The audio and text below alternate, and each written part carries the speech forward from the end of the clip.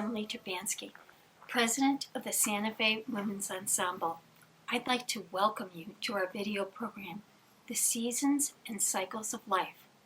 Music and poetry throughout the ages have marked the passage of time. I've always personally admired the ensemble's spirit of collaboration. This video highlights several. You'll meet composer David Beatty and poet Miriam Sagan, who worked together to create the piece Mementos of the Compass of Life. Santa Fe Women's Ensemble, led by Dr. Linda Raney, joined forces with Mack Berven of the Durango Women's Choir to perform this spectacular piece in both cities. This video also represents a collaboration of support from businesses and individual donors. We're excited that this program will reach many who might not have been to our previous concert, as well as our longtime patrons. Please feel free to share this video link with your friends and family who can view the program at no cost. We hope this program will bring a sense of peace and joy to your life. Enjoy.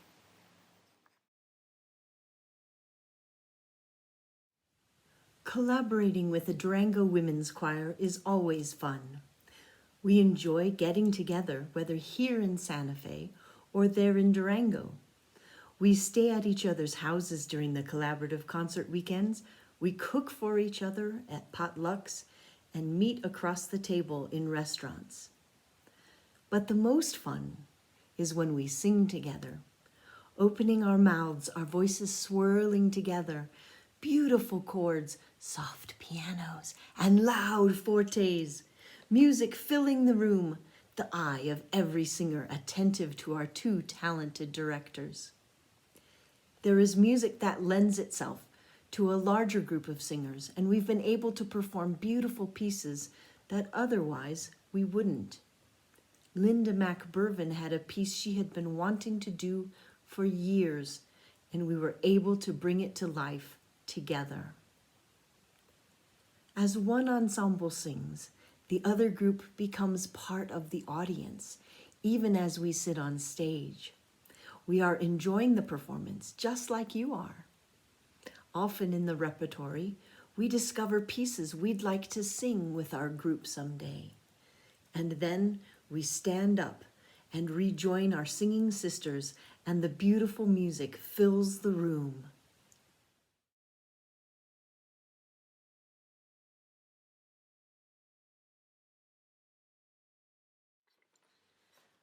When I was working on the poetry and the text for the singers, I was hoping that what I saw is something that you can also see, that the four seasons that are described here are very much set in the mountains behind Santa Fe and the Sangre de Cristos.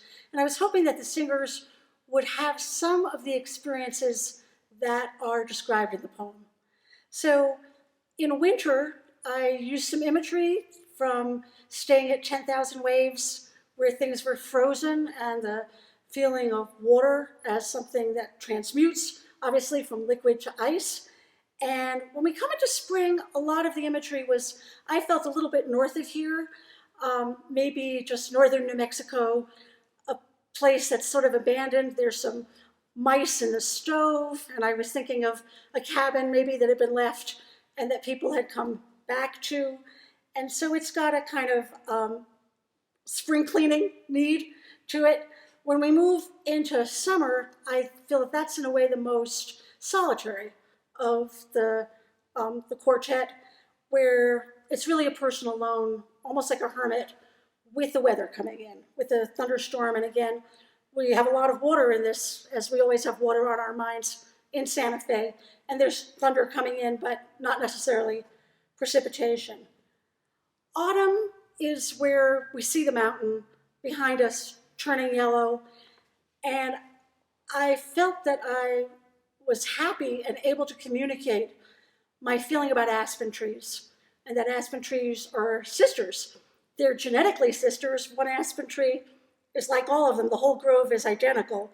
They all have their leaves change color at the same time. And I gathered from the singers that that was maybe the part that was the most familiar to them or alive for them. And I guess, of course, a women's chorus is like an aspen grove. I mean, they are like one, even though each plays its own separate part. So the poem takes you as the viewer or as the participant or as the resident through 4 seasons, seasons of solitude and seasons of connection.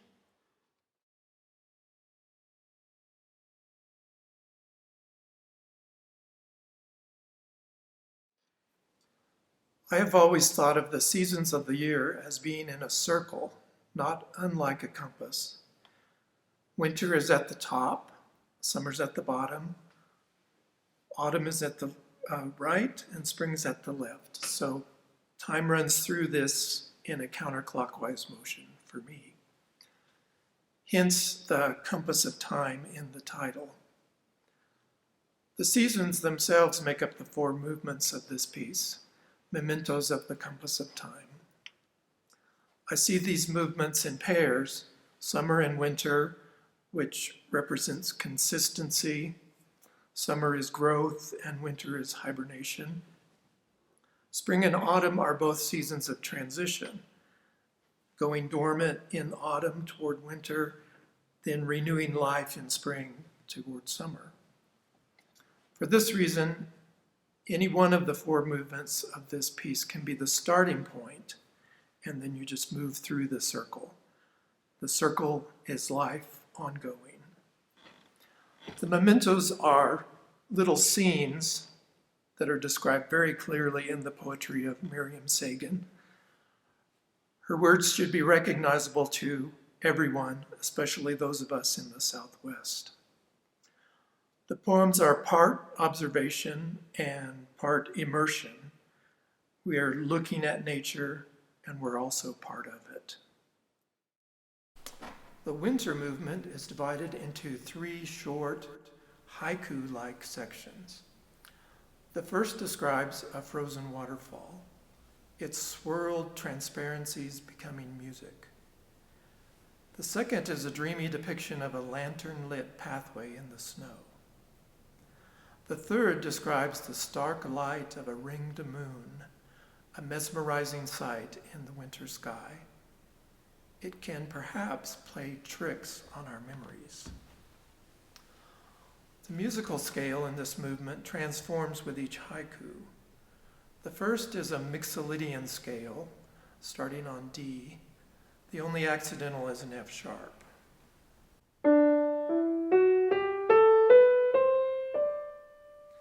It sounds almost like a major scale, but there's no C sharp, as there would normally be.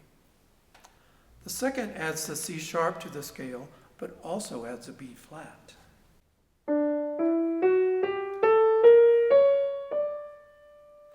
The scale sounds like a mixture of a major and minor scales. The third section slips in an E flat.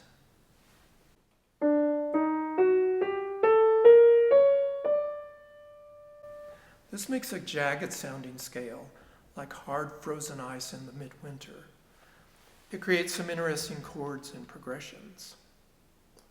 All 3 sections end in a D major chord, which adds cohesiveness to the whole movement.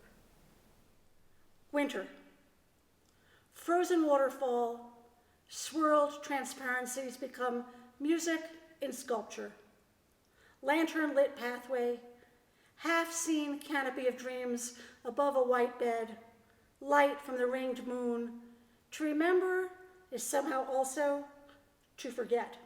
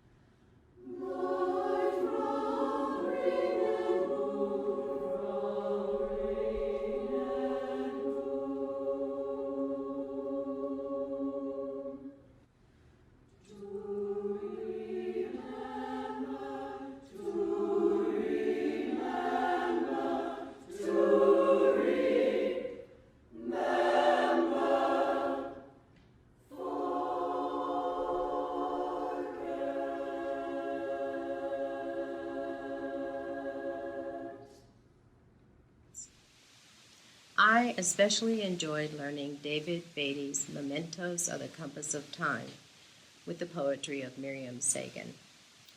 When the composer, the poet, and the choir all live in the same area, there is an intimacy that is not always present.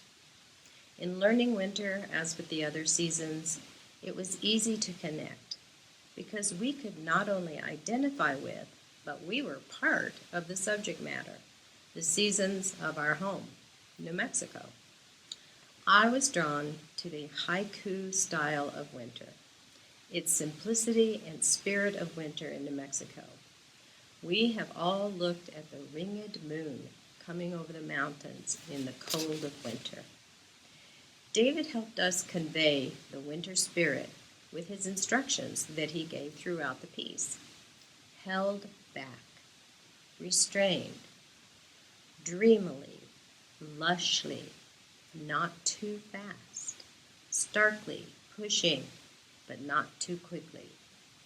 Fade away to nothing. We work personally and as a group to express the words and to evoke an emotion or atmosphere by how we sing and use our voices together. The concerts are the icing on the cake.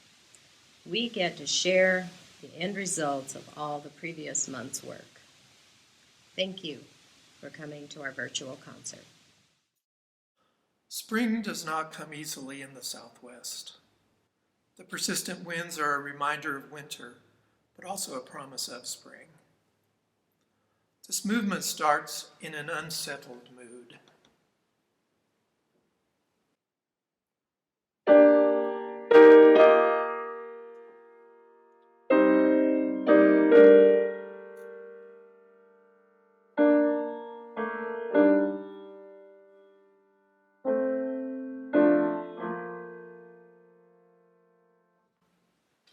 The wind is disruptive at first, but becomes more and more playful until it celebrates a dance of the warming earth, nature's return to life, and of course, love.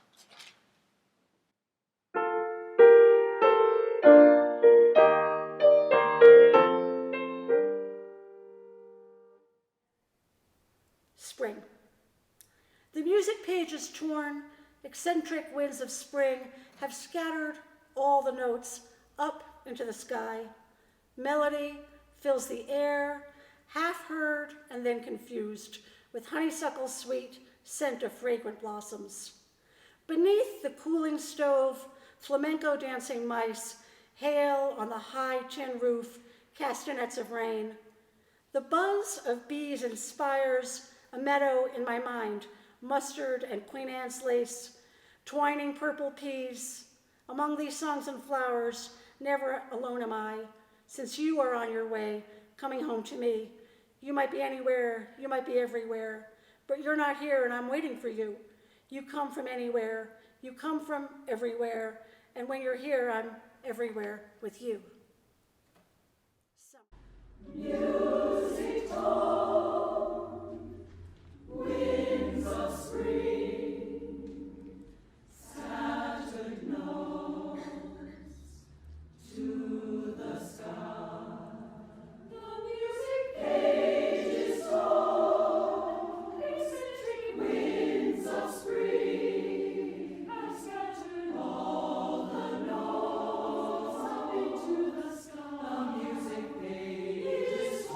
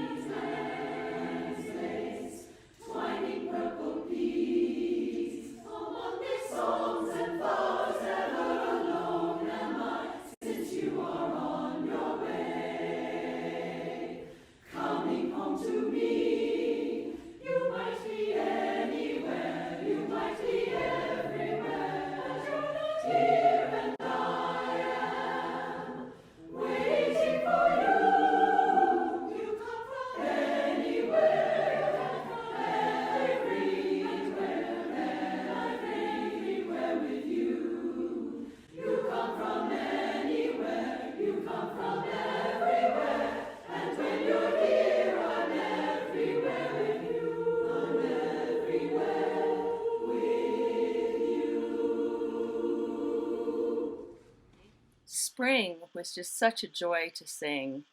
After the song Winter, spring breaks open with an incredible gust of wind that tears apart the music and blows it up into the sky. And the notes fill the air. And anyone who's lived in New Mexico or any windy place knows that the wind can carry many things into the next county sometimes. Living on a horse property, that wind often comes with lots of dust as well. We loved singing this song, the way it starts out, the way the phrases overlap with each other. Melody fills the air, and I have a note in my margin that says, listen to each other, because we're trading off the parts back and forth in that part. And we are talking about what's filling the air, the music and the smells of spring. Just wonderful sensations of what happens in the springtime. And then we get into the sounds of spring, including rain on the roof and how it can sound like those flamenco dancing mice, and the beautiful way that our composer David Beatty used rhythmic expression to get us to evoke the flamenco dancing mice. Hail on the high tin roof, castanets of rain. So much fun to sing. And then more spring effect with the buzz of bees inspiring a meadow in our minds, and the beautiful flowers and plants with mustard and Queen Anne's lace, and the expressions being buoyant and wonderful as you imagine, smelling all of the beautiful plants and flowers and hearing the sounds of bird song and the sounds of spring. And it gets faster and faster as we imagine our loved ones coming to us, and the music overlaps and overlays, and it ends with us being able to be everywhere with those we love. The movement Summer looks at rain, or the lack of it, which is typical in the Southwest. The opening words are thunder without rain. The music depicts the distant rumble of thunder.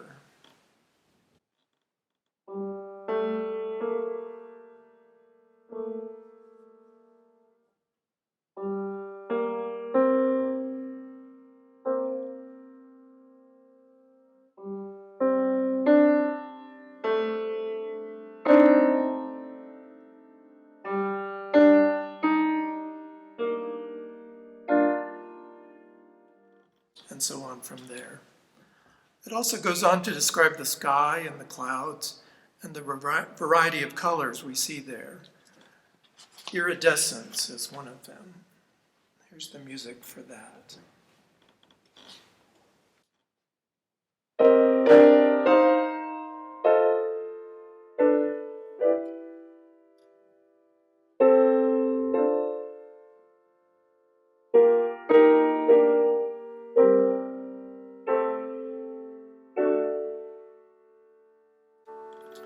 And then also sunrise and sunset.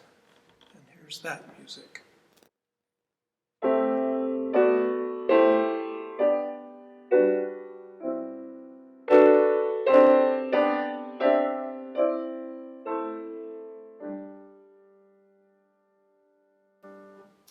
The movement ends with the common complaint, thunder without rain.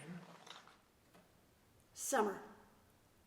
Thunder without rain. I want to paint the day with all its ordinary intricacies, but wind swirls the iridescent colors, and I've not mastered stillness.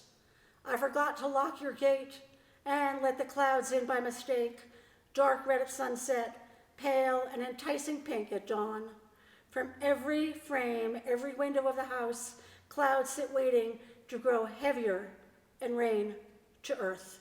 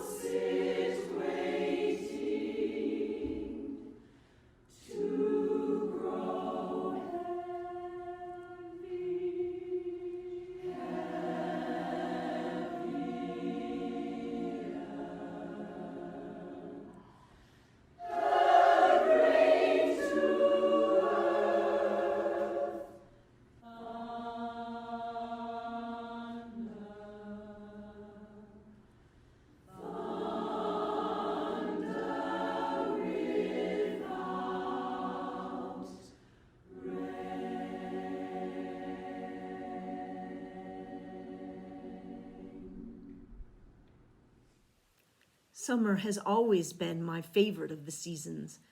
The tiny seedlings that we plant in late spring are bursting forth, and colorful blossoms dance in the breeze. The garden with the smell of sun-warmed soil as you carefully push past the unruly tomato plants escaping like birds from their cages. Maybe you pause to pop one of the shiny ruby globes into your mouth and close your eyes to taste the essence of summer. Going past the chilies with their sprinkle of white blossoms, each chili a part of a future enchilada or chili relleno, You lift the huge, dry, rustle leaves of zucchini with their sharp stalks that prick your fingers to see fat, buzzing bees going deep into the golden throat of the blossom. The summer sky is deep, impossible blue. Where the horizon meets the mountain, the clouds, heavy with a potential rain, taunt us with their promise. They burn bright white in the sun, and as darkness falls, shine like glowing hot air balloons and flash on and off with internal lightning. The rain we so desperately need comes with a possibility of lightning-lit fires, but that is how we get the aspens. What would autumn be in the Southwest without aspens? They are essential. The poem calls them the season's imperative. This movement begins gently, seeing the aspens from a distance, yellow pieces of a puzzle that make up an autumn mountainside.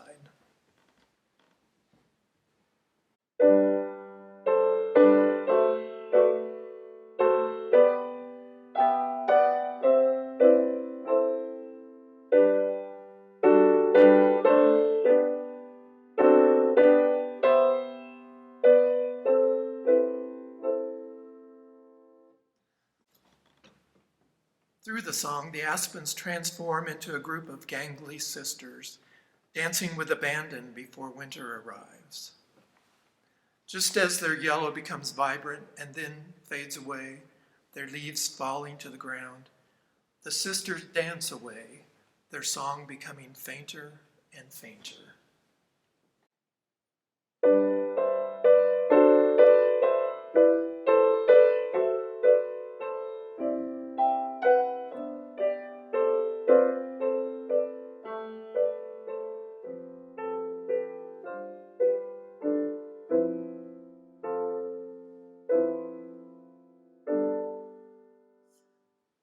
Autumn. From a distance, the mountain seems to me like a puzzle with so many pieces, thousands of pieces. The yellow are aspen. The slopes glow with the season's lovely imperative. This clonal colony, these aspen sisters, fear the fire, yet without it they will die. Just for a moment, I wish upon a falling leaf to live with you in the space between this and that. In the grove, the aspen sisters, gangly girls who toss their tousled selves to dance before winter comes. Like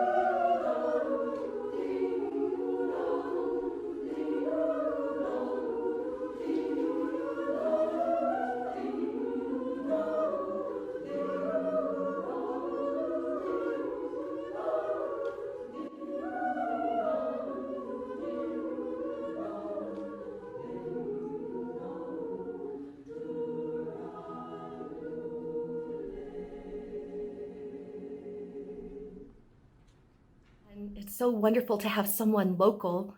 It speaks to our experience. And Miriam wrote about in the autumn, the mountain experience, that we are so fortunate in Santa Fe to live close to the mountains.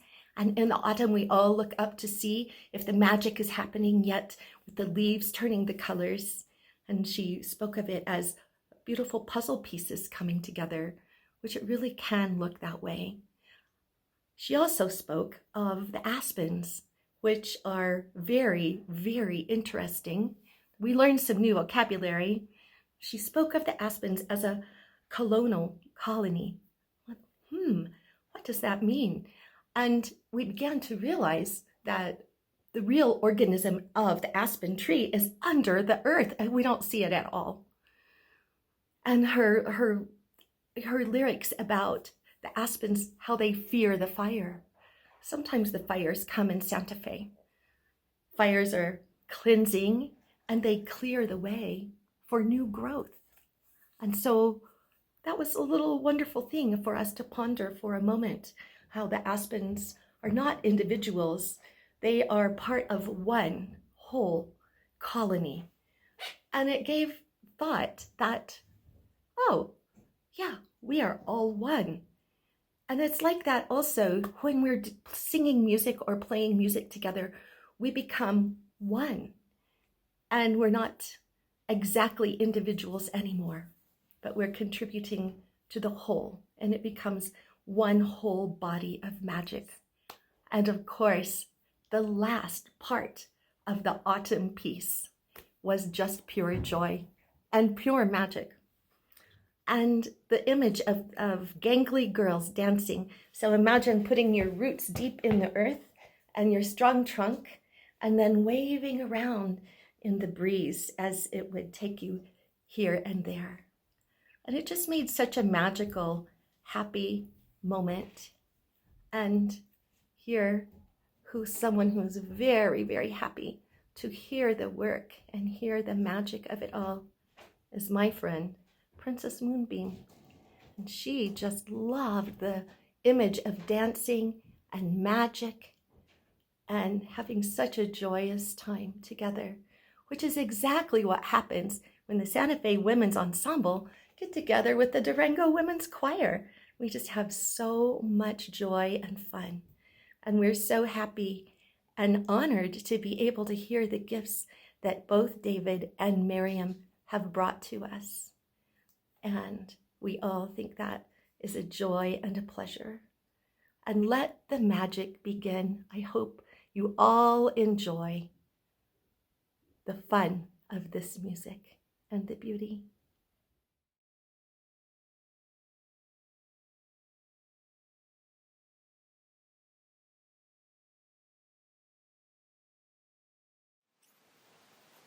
Thank you so much for watching our program. We're so grateful for your support of the Santa Fe Women's Ensemble. We rely on donations to sustain this wonderful organization. Your donations are particularly important now when the organization cannot give in-person concerts and grant money is limited. Your donations enable us to commission new music, such as the wonderful collaboration you heard in this program. Your donations allow the ensemble to perform music however they can. Your donation helps bring the excitement of women's choral music to our community through this video and other outreach initiatives. Thank you for your support. It's appreciated.